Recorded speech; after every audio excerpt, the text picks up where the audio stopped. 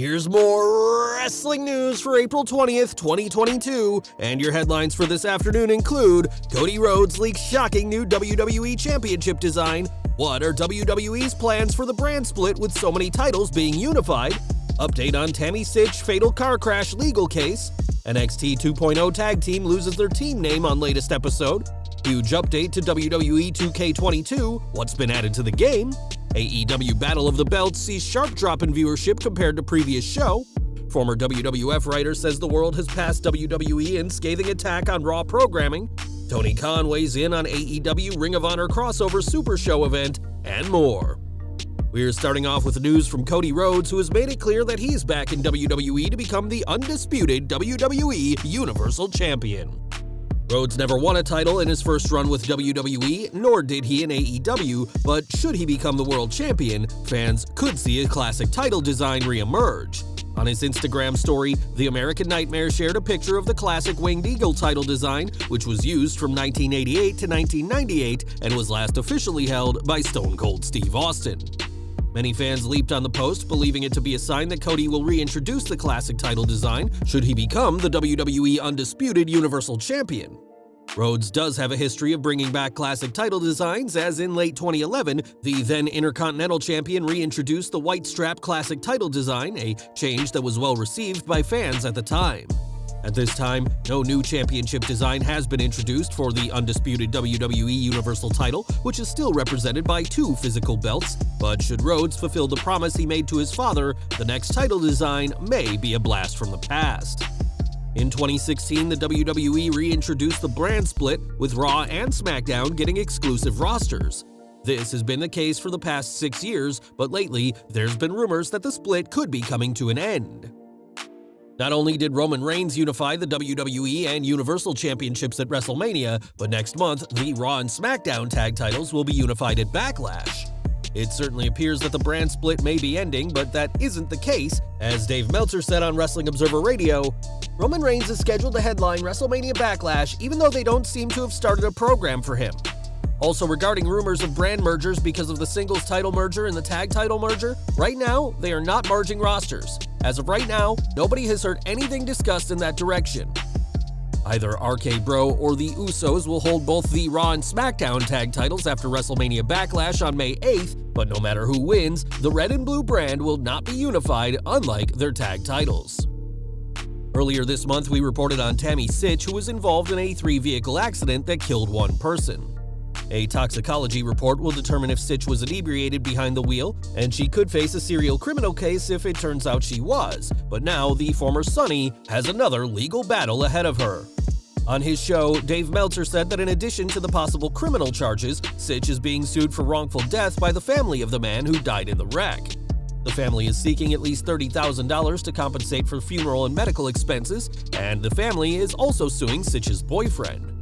Meltzer added that Sytch was reportedly driving without a license and could face a manslaughter charge regardless of the toxicology report. While the WWE Hall of Famer has had trouble with the law before, this is perhaps the biggest trouble she's faced, and we'll keep following this case for further updates. Over to NXT 2.0 next, as plenty of superstars have undergone individual name changes, but now one pairing has lost their team name. During last night's show, the Grizzled Young Veterans faced Legado del Fantasma, but WWE didn't use the Grizzled Young Veterans name at all during the broadcast. Instead, the duo were referred to as Drake and Gibson, but as the title of the YouTube video of the match confirmed, they still have their first names, James and Zach, respectively. It's unclear why WWE has seemingly ditched the Grizzled Young Veterans name, but it may be due to the fact that this name was used by the duo before they came to WWE, and was first used in Progress Wrestling in 2017. Whatever the reason, fans won't be hearing the Grizzled Young Veterans name anymore, in just the latest name change in WWE. Video game news next, as 2K22 has proven to be a success with fans, especially after the disastrous launch of 2K20 in late 2019. With that said, WWE is still adding to their new game, and this week, the game got its biggest patch to date. The 1.09 patch gives players a lot more features, including online entrances, expanded match cards in General Manager mode, and fixing bugs related to players getting stuck backstage.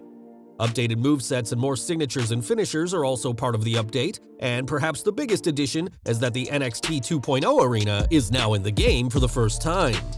Before the launch of 2K22, it was said that the game was a make-or-break moment for WWE's relationship with 2K, and WWE were in talks with EA Games as a potential new developer, but it looks like that won't be the case after all. Over to AEW next, as last Saturday, the company held their second-ever Battle of the Belts event, which saw Sammy Guevara capture the TNT Championship for the third time, this time by defeating Scorpio Sky. Even with competition from the NBA playoffs, the show was able to hold its own, but saw a dramatic drop in viewership compared to the previous Battle of the Belts.